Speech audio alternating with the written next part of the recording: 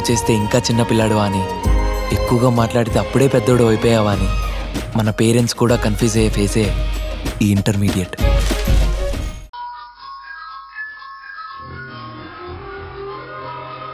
ఎంతకు మీ ఆవిడెక్కడా? లోపల ఉంది, రండి.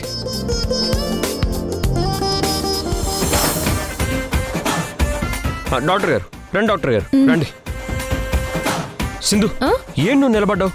అసలుగా నీకు బాలేదు, రెస్ట్ తీసుకోమని చెప్పాను కదా, అటు ఇటు తిరుగుతానండి. నువ్వు ఇక్కడ కూర్చొని ఉండు.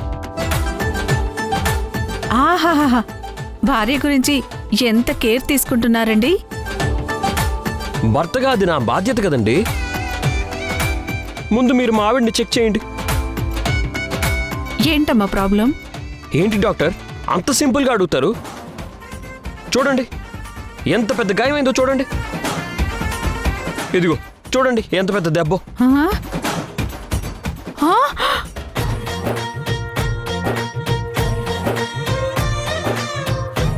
ఏంటి ఈ చిన్న గాయానికేనా మీ ఆవిడకి ఏదో అయిపోయిందని అంత బిల్డప్ ఇచ్చారు? చిన్న గాయం అంటారేంటి డాక్టర్? చూడండి ఎంత బ్లడ్ పోయిందో తెలుసా? ఫింగర్ కట్ అయినప్పుడు సింధు ఎంత విలువెల్లాడిపోయిందో మీకు తెలుసా? మా ఇంట్లో పనులన్నీ మా ఆవిడే చెయ్యాలి, అందరినీ మా ఆవిడే పట్టించుకోవాలి. కానీ ఆవిడ్ని పట్టించుకునే వాళ్ళు ఒక్కరు కూడా లేరు. మీరంత ఫీల్ అవ్వకండి, నాకు కొంచెం ఇబ్బందిగా ఉంది. ఇదంతా కాదు, ముందు మీరు ట్రీట్మెంట్ చేయండి. ఇంత పెద్ద గాయానికి ట్రీట్మెంట్ చేయాల్సి వస్తుందని నేను కల్లో కూడా అనుకోలేదండి. ఇదంతా నా అదృష్టం. సెప్టిక్ కాకుండా ఓ ఇంజెక్షన్ ఇస్తాను, తగ్గిపోతుందిలేండి. అలాగే, అదేదో ఇవ్వండి. సింధు నీకేం కాదు, నేనున్నాను కదా, నీకేం కాదు, నీకేం కాదు.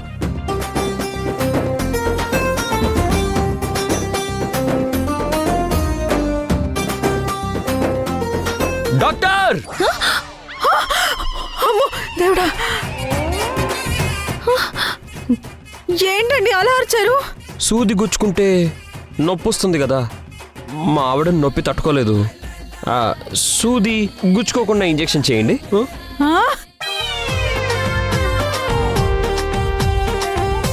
సూది గుచ్చుకోకుండా ఇంజెక్షన్ ఎలా చేస్తారండి? సరే అయితే నొప్పి రాకుండా స్లోగా. సరిపోయింది. చేయండి చేయండి.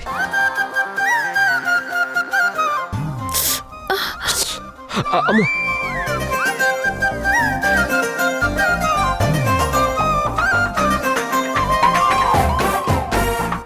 చూడమ్మా, ఇది పెద్ద గాయమేమీ కాదు.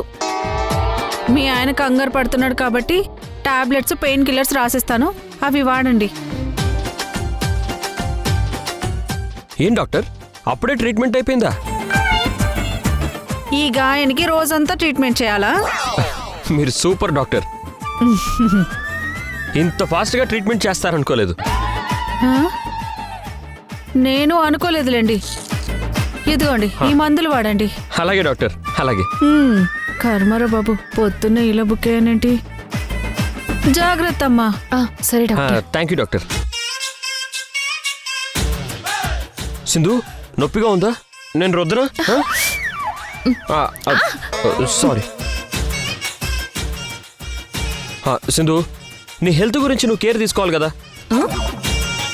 లేదంటే చాలా ప్రాబ్లం అవుతుంది. నీకేమన్నా అయితే నేనేమైపోవాలి సింధు?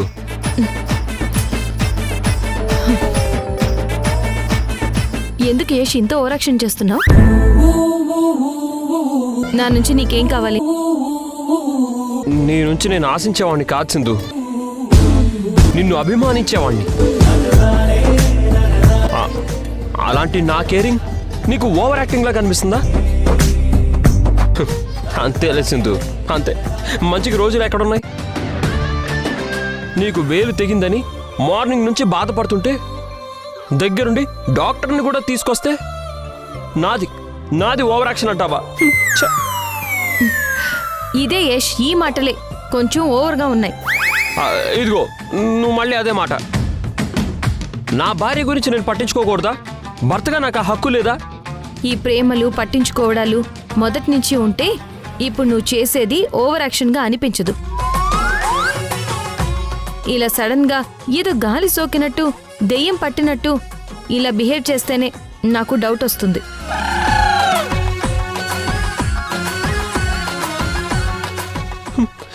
ఎంత మాట అన్నావు సింధు, ఎంత మాట అన్నావు. భాగ్యం, ఏ ఏయ్ భాగ్యం, ఓసై భాగ్యం, ఏ? రాయిటు. వస్తున్నాను రా. ఏంట్రా మనవడా, ఏమైంది? ఎందుకు పిలిచావు? ఏయ్, పిలవలేదే, అరిచాను. అయ్యో, సర్లే, ఇంతకి విషయం ఏంటో చెప్పు.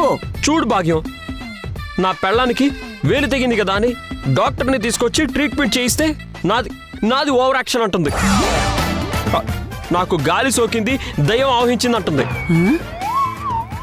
నిన్నటి వరకేమో మా ఆయన నన్ను అసలు పట్టించుకోవట్లేదని ఫీల్ అయింది కదా. అవును. ఇప్పుడు చూడు మరి ఏమంటుందో.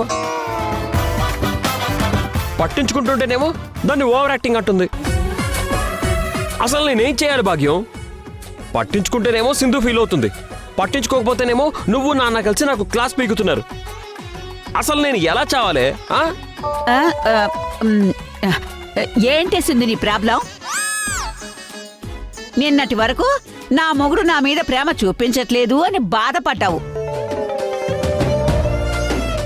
ఇప్పుడు వాడు మారి నిన్నింత ప్రేమగా చూసుకుంటుంటే నీకేంటే నొప్పి? ఇంత సడన్ గా వచ్చే మార్పుని ప్రేమని నేను తట్టుకోలేనమ్మా. నా వల్ల అస్సలు కాదు. ఆ ప్రేమేదో నువ్వు నీ మనవడే దాచిపెట్టుకోండి. వెళ్ళండి, జరగండి. చూడు భాగ్యం, చూసావా ఎలా మాట్లాడుతుందో? చూసావా? అదంతేలేరా, అప్పుడప్పుడు దానికలా పిచ్చి పట్టేస్తూ ఉంటుంది. నువ్వు అవన్నీ పట్టించుకో మాకు. నువ్వు మాత్రం నీ పెళ్ళ మీద ప్రేమని అలాగే కట్టించే, సరేనా?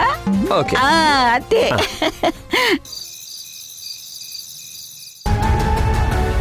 దాని నిజ స్వరూపం, అది చేసే పాడు పనులు నేను కళ్ళారా చూశానని, అదంతా ఎక్కడ చంద్రకి యష్కి చెప్పేస్తానేమోనన్న భయంతోనే అది నన్ను బయటికి పోకుండా ఈ ఇంట్లోనే నన్ను బంధించేసింది. కావాలనే రోజు రోజుకి నన్ను పిచ్చిదానిలా మార్చేస్తుంది. ఇలానే ఉంటే నన్ను నా వాళ్ళందరికీ దూరం చేసి నా ఆస్తంతా కొట్టేసి చివరికి నన్ను చంపేస్తుంది. నీ పెళ్ళం మంచిది కాదురా, అదొక పెద్ద దుర్మార్గురాలురా అని చెబుతున్నా తేజ నా మాట నమ్మటం లేదు.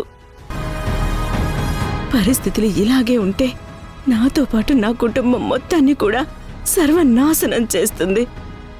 ఇక చూస్తూ ఊరుకోకూడదు. అది బ్రతికుంటే ఎప్పటికైనా నాకు నా కుటుంబానికి ప్రమాదమే. దాన్ని వదలకూడదు. దాన్ని ఏదో ఒకటి చెయ్యాలి. దాన్ని ఇప్పుడు ఏదో ఒకటి చెయ్యాలి.